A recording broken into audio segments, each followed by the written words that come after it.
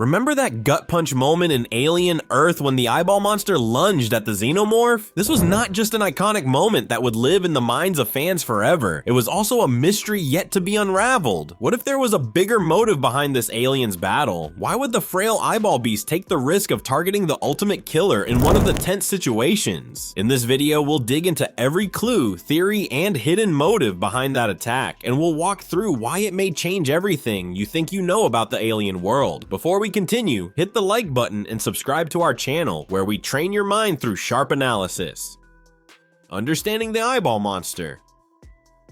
Before we can really understand why the eyeball monster went after the Xenomorph, we need to remember what this thing actually is. The Trypanohyncha Ocellus, or as most of us call it, the eyeball monster, isn't like any other creature we've seen in the Alien Earth series. Understanding the creature is therefore one of the most intriguing tasks of Alien Earth, so let's dig into the details of the mystery monster high. First of all, it is important to note that the eyeball monster doesn't kill for pleasure or survival. Rather, it survives through control. The eyeball monster is inarguably a parasite, but consider it a parasite that almost behaves like a strategist. Every movement, every stare from that enormous eye feels like it carries intent. When we first saw it on the Maginot, it wasn't thrashing or panicking the way most captured creatures do. It just kept watching, with its eyes following crew members wherever they went. There was intelligence in the way it moved, like it was studying them, learning their habits. Some fans even think that the eyeball monster could communicate. To defend this belief, many points to the scene where the eyeball monster seems to be trying to communicate through the glass by striking the same spot in that slow, deliberate rhythm. This move didn't feel random, but felt like a signal. The calculative nature of the eyeball monster was also seen when it tasted liberty. Once its containment broke, the eyeball monster didn't rush into chaos or waste time hunting. It found Shmuel, entered through his eye, and from that moment on, his body wasn't his own. The way it took control was horrifying but methodical. The parasite didn't just puppet him like a zombie, it moved his limbs with eerie coordination and even spoke through him, forming words that sounded almost human. Watching that was unsettling because it forced us to realize how intimate its method is. The eyeball monster doesn't destroy its host. Instead, it becomes the host, demonstrating a level of invasion that's both biological and psychological. Another thing that sets the eyeball monster apart from every other organism in the alien universe is its quiet intelligence. The eyeball monster didn't just act on instinct. It observed, adapted, and made decisions that looked deliberate, making its attack on the Xenomorph even more shocking.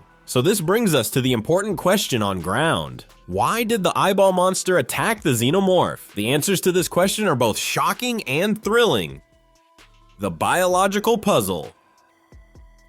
For our first option of a possible answer, turn to science. It's important to note that from a scientific point of view, the physical altercation between the eyeball monster and the Xenomorph shouldn't even be possible. The first reason for this is that the Xenomorph doesn't have eyes, and yet the eyeball monster still chose to attack its head. That single act breaks the logic of how the parasite operates. Normally, the eyeball monster needs an optic connection to access the nervous system. The eyes are its doorways. The Xenomorph, however, is eyeless, smooth, and alien in every possible way. There wasn't any door to open. So what was the eyeball monster doing? To answer this, some scientists in the fandom have speculated that the eyeball monster doesn't rely on vision at all, but rather on bioelectrical activity.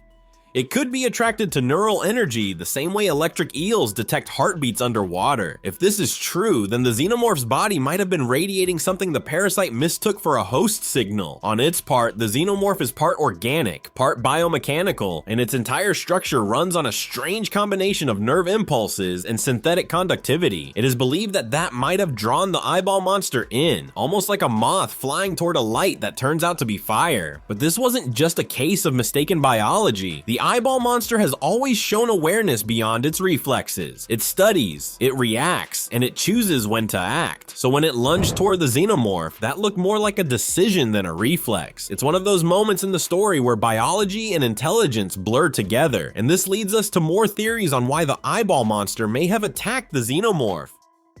More theories and logic. The second theory people have used to interpret the battle between the eyeball monster and the Xenomorph is that it simply acted out of instinct. You will agree with us that this is an easy explanation, but it gets more interesting at this point. At the time of fight, the Maginot was in chaos, lights flashing, alarms blaring, and the eyeball monster's host body was deteriorating. It might have detected the Xenomorph's biological energy and reacted automatically, trying to survive the only way it knew how to by finding a new host. The third theory is more compelling. Many fans believe the eyeball monster attacked because it saw the Xenomorph as competition. Both species are apex predators, but their survival strategies clash completely. The Xenomorph destroys its host in order to reproduce, while the eyeball monster needs it in an attempt to eliminate a predator that threatens the parasite's entire way of life. It's almost poetic when you think about it. Two alien species, each representing a different form of dominance. One rules through death, the other through control. Their confrontation in that corridor wasn't random. It was a clash of philosophies cemented by biology. The eyeball monster might have sensed that the Xenomorph was its natural enemy, something that must be destroyed to protect its future. And if that's true, its attack wasn't a mistake at all. It was war. The fourth theory adds another layer to the story. Some fans believe that the eyeball monster might have been defending what we can call its host network. Earlier in the story, it reacted violently whenever other parasites or invasive organisms came near human crew members. That suggests some form of preservation instinct, almost like a predator protecting its meal from other predators. The parasite relies on living hosts to spread, so it makes sense that it would fight off anything that threatens them. From that perspective, its leap at the Xenomorph wasn't about infection, but protection. The Xenomorph represents extinction for anything alive, so perhaps the eyeball monster struck to defend the last pieces of life it could still use. That moment where it lunges forward and collides with the Xenomorph's smooth, eyeless head was more than an attack. It felt symbolic as one creature of control stood up against a creature of annihilation, its parasitic intelligence meeting pure biological aggression. The Xenomorph, for all its power, lacks strategy. The eyeball monster, for all its frailty, has foresight. The scene captures that collision of instincts perfectly, showcasing survival through thought versus survival through violence. But what if the eyeball monster wasn't attacking the Xenomorph to feed or to defend, but to evolve? Some believe that, due to its intelligence, the eyeball monster understood that the Xenomorph was the ultimate. Perhaps it was trying to merge with the ultimate predator, hoping to create something that bridges control and destruction. Whatever its reason, that single moment changed how we see both species. The Xenomorph isn't untouchable anymore, and the eyeball monster isn't just another parasite. It's time for more theories. More answers and theories.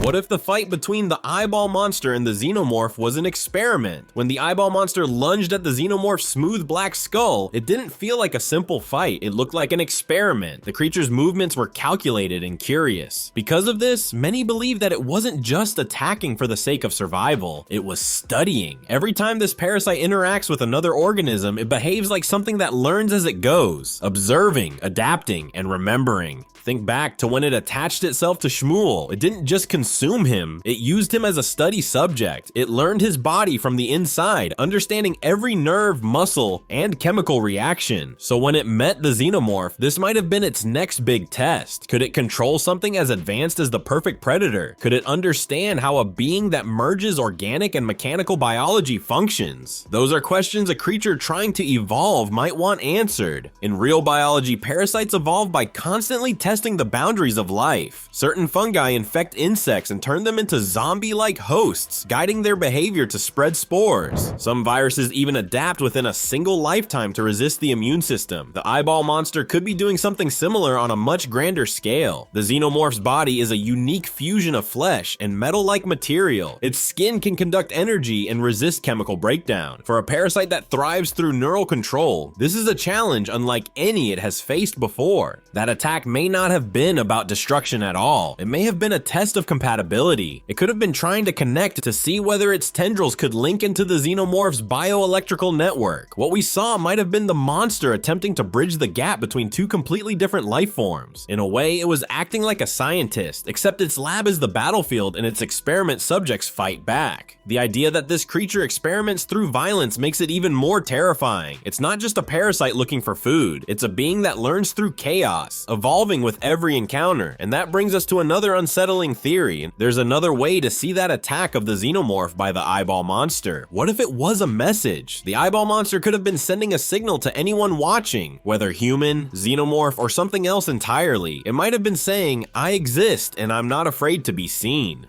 This creature has always seemed strangely aware of its surroundings. It doesn't stalk without purpose. It studies. When it attacked the Xenomorph so openly, it might have been announcing its dominance. In nature, aggression is often communication. Lions roar to claim territory. Birds spread their feathers to display strength. The eyeball monster might be doing something similar, only its way of expressing power involves ramming into the galaxy's deadliest predator. It could also be testing our reaction. Every time we see it, it appears to understand how fear spreads among humans. It seems to know that being seen is a form of control, so that violent encounter could have been two things at once, an act of dominance and an experiment in fear. By attacking the Xenomorph so dramatically, it forced both species and even us as viewers to recognize its existence. If this theory holds true, then what we're seeing is not just intelligence, but strategy. The monster might understand that violence can communicate ideas faster than words ever could, hence its actions. It may have realized that making a spectacle of power ensures survival, and if it knows that, then the line between instinct and awareness is already gone. But it gets more interesting at this point. Of all the explanations, the most convincing one might be that several motives collided at once. Nature is rarely simple. Instinct, fear, rivalry, and curiosity can all drive a single action. The eyeball monster might have attacked because it was threatened, because it wanted to learn, and because it wanted to assert control. All of these impulses could have fused together in one explosive moment. That's what makes the scene so unsettling. In the heat of survival, creatures don't weigh logic. They respond to 100 instincts at once. The attack may have been driven by an urge to protect its host network while also exploring a new evolutionary step. It might have been a mix of defense and ambition. When we rewatch that moment, the meaning grows more complex. The eyeball monster's tendrils wrapping around the Xenomorph's head no longer seem like random chaos. They feel like the beginning of a new biological chapter. This wasn't a simple fight for dominance. It was nature testing itself, pushing the boundaries of what life can become. And in that moment, the balance of the entire story shifted. It wasn't just humans versus aliens anymore. Now it was alien against alien, with humanity caught in the middle as witnesses to evolution in motion. The eyeball monster had moved beyond being a parasite hiding in the dark. It had declared itself a rival to the perfect organism. Now the story is never complete without your opinion. Why do you think the eyeball monsters attacked the Xenomorph? Drop your though below and don't forget to like, share, and subscribe for more breakdowns.